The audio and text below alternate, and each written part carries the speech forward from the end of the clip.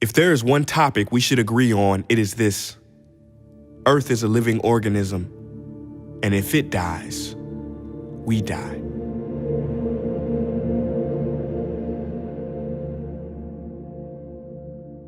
I picked my nephew Tommy up from school last week. Usually a happy kid, but today Tommy had a frown on his face as he walked to the car. As he got in the passenger seat, I said, "T, what's wrong?" He said, "Uncle, why don't people get it?" I said, "Get what? What do you mean?" He said, "The need to take care of our environment. It's so obvious." I said, "Well, break it down for me." He said, "Trees clean the air. Man builds factories. Factories poison the air. Man destroys trees. Man breathes the air. Man dies." Wow.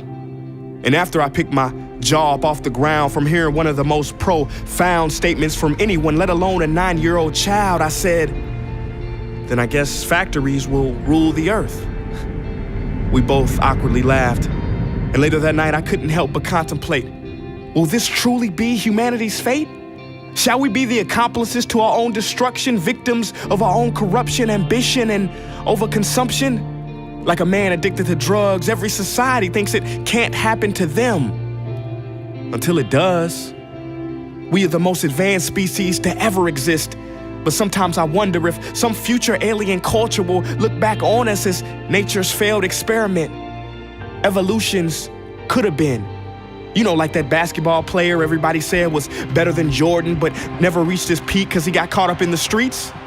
Will we be another example of wasted potential?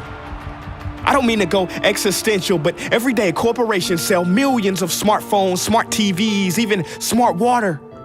But smart people seem to be constantly on back order. Maybe that's an oversimplification or an understatement. Nonetheless, the fact remains that we human beings make machines to fix problems that we created. Everything we do is overcomplicated by design. I mean, there's 19 damn ingredients that go into McDonald's fries. My God, why do we choose greed over need, profit over people, price over cost, sufficient over efficient? If this is the quintessential definition of intelligence, then where can I sign up to be primitive? I remember when my science teacher told me that asteroids were the cause of extinction. Today it's us. Thanks to man-made climate change, 100 innocent species go extinct every day. Yet many continue to deny it, refusing to take an honest look at the science. Well, to you skeptics, please, allow me to analogize it. Close your eyes and imagine that you're on a plane with 100 pilots. 97 of them say, "We are headed for disaster if we do not change course and reroute it." 3 of them say, they're all lying, it's a conspiracy. Don't worry about it. Even if you believe those 3 pilots are correct, wouldn't you take precaution anyway, just to hedge your bet? Well, this is the same situation we face with climate change. 2,000 scientists in 200 different countries have concluded the same thing, that we are on a crash course for devastation. And if we do not pump the brakes, spaceship Earth won't make it. The time is now, we cannot delay. If you were on the Titanic and you could see the iceberg in advance, wouldn't you try to move the heck out the way?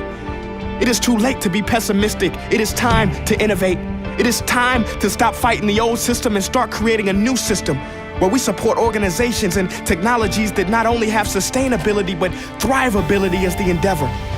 We will get out of this mess like we've always gotten out of things. Together. Togetherness is the solution we require. And once we realize the power we have together, for the second time, mankind will have discovered fire, and he will shine bright as a species in all of his brilliance, finally arriving at an equilibrium.